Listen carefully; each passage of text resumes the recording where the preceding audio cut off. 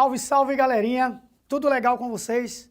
Eu sou o professor César Staudinger de Física e nessa videoaula a gente vai associar resistores.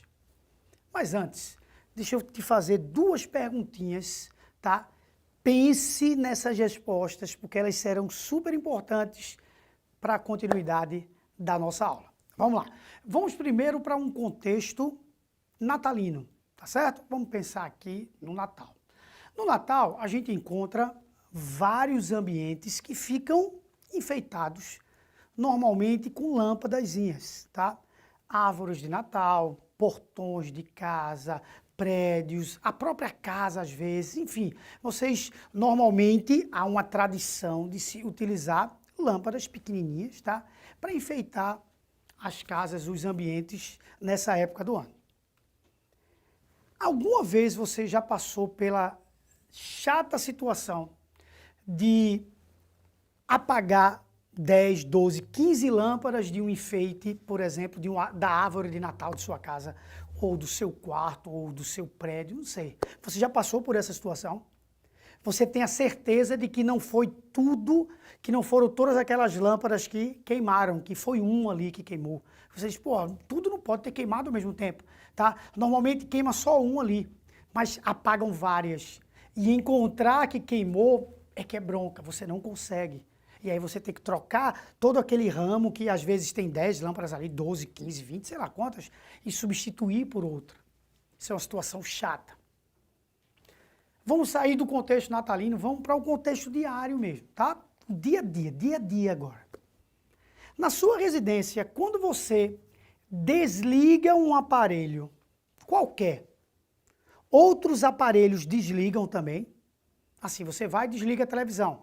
Aí desliga a televisão, ao mesmo tempo, quando tu faz isso aí, a geladeira desliga, o ventilador desliga, a lâmpada desliga. Não, né? Desligou um, desligou um.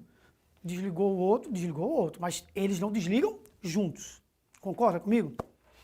São duas situações que você está percebendo, eu acho que você percebeu, que são totalmente opostas.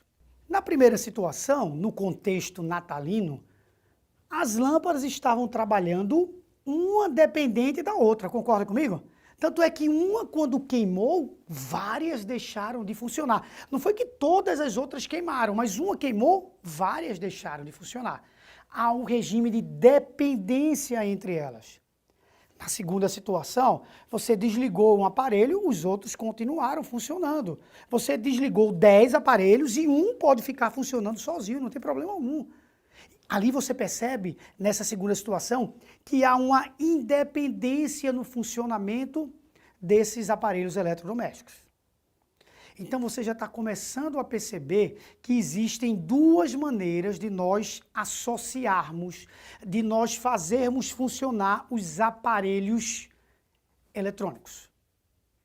A gente vai usar o termo resistores aqui porque todo corpo tem uma resistência elétrica. Resistência elétrica representa a oposição à passagem da corrente elétrica. Na primeira situação, do contexto natalino, a gente tem aquelas lâmpadas associadas no formato que nós chamamos de série. Associar em série. O que é fazer um trabalho em série?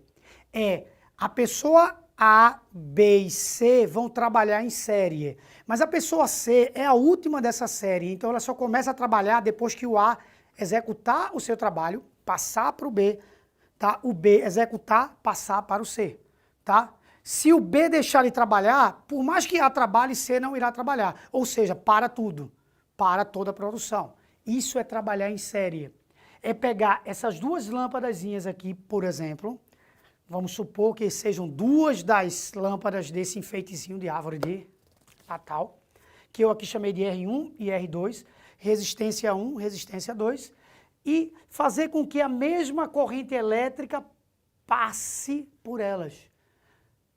Os elétrons que vão passar pelo resistor 1, pela lâmpada 1, são os mesmos elétrons que vão passar pelo resistor 2. Sendo que na hora que eles chegam nesse resistor 1, eles ainda estão cheios de energia. Aí eles deixam um pouquinho dessa energia nesse resistor 1, vão para o resistor 2, deixam um pouquinho dessa energia e seguem. seguem e entram nessa bateria, essa bateria carrega eles de energia, aí eles saem cheios de energia, bora lá trabalhar de novo. Essa é a brincadeira da eletricidade. Agora, se esse cara deixar de funcionar, imagine que abre-se um buraco nesse circuito, essa corrente elétrica não vai conseguir passar mais. E se for esse aqui, prof, tudo bem, por alguns milissegundos esse cara funciona, depois abre-se um certo buraco e aí não existe mais a ação desse campo elétrico. Buraco eletrônico, não que vai ficar um buraco, mas esse circuito fica aberto, eles não funcionam. Então, aparelhos que estão conectados em série, um trabalha dependente do outro. Mas, prof, eu achei que esse tipo de ligação não é legal. Por que os caras fazem isso? A tua pergunta foi, arretada, como a gente fala em Pernambuco. Vê bem, tem que ter um objetivo legal para essa ligação ser feita. E o objetivo é esse daqui. A gente liga aparelhos em série quando a gente tem uma voltagem muito grande para ligar aparelhos que precisam de uma voltagem pequena. Prof, eu acho que eu entendi. Assim, vamos supor que na tua residência a tensão, a DDP, a voltagem seja de 220 volts. Suposição, se for 110, pouco importa. A ideia central é a mesma.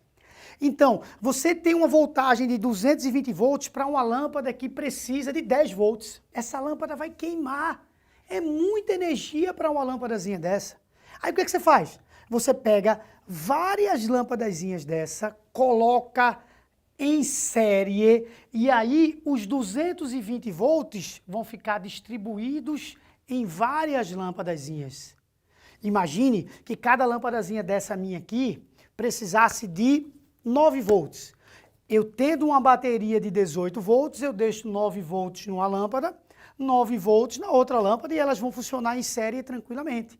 Então, como o objetivo daquelas lâmpadazinhas é enfeitar, elas não precisam trabalhar com muita voltagem. Então você liga várias em série com esse objetivo. Então existe um objetivo macro por trás daquilo dali. O que a indústria fez foi não colocar mais 50 em série. Tá, vamos colocar 10, de 10 em 10, de 5 em 5, porque aí também para o consumidor estava ficando ruim, porque você perdia 49 lâmpadas por causa de uma. Porque quando uma queimava, para encontrar que queimou era impossível, tá certo? Então, eles são percorridos pela mesma corrente elétrica, há um somatório de DDPs, de voltagem, e há um somatório das resistências. Por exemplo, se esse resistor aqui for de 2 ohm, e esse resistor aqui for de 3 ohm,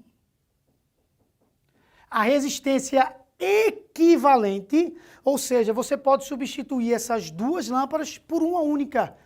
2 mais 3, você iria substituir isso aqui por uma única de 5, tá? Queria fazer o mesmo efeito, mas você não quer isso. Você quer que elas fiquem divididas enfeitando sua árvore, mas caso seja necessário, você pode somar e ter um REC. O que é o REC? Resistência equivalente, tá bom? Prof, mas aí você falou que tinha uma outra maneira, tem uma segunda maneira, que é independente, eu acho que essa é mais interessante para mim, tá? Para eu tentar fazer minha instalação aqui em casa, tá bom? Essa outra maneira é ligar os resistores em paralelo. Quando você liga os resistores em paralelo, você faz com que eles trabalhem num regime de independência. Você tem dois resistores ligados aqui, vê que cada um tem a sua corrente elétrica. Ó.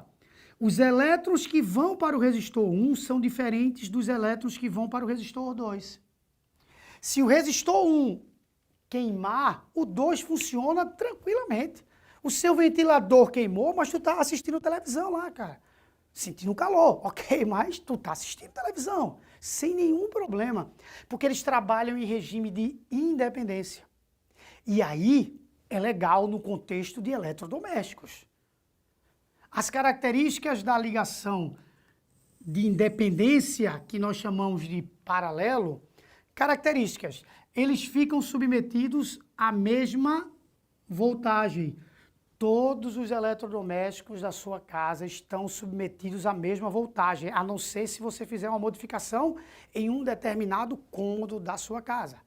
Mas ou todos estão em 220 ou todos estão em 110. No mínimo você tem essa possibilidade, tá? Agora, se você quiser mudar, aí é uma opção. Mas se eles estiverem em paralelo, eles estão sob a mesma voltagem. A corrente elétrica total é o somatório das correntes elétricas individuais. Por exemplo, essa bateria vai liberar 30 amperes de corrente elétrica, a amperagem que essa bateria vai liberar, dos 30 amperes. Por exemplo, esse aparelho precisa de 15, vem 15 para cá, o outro precisa de 15, vem 15 para cá. Prof, mas tem que vir metade? Não, não. Se fossem aparelhos iguais.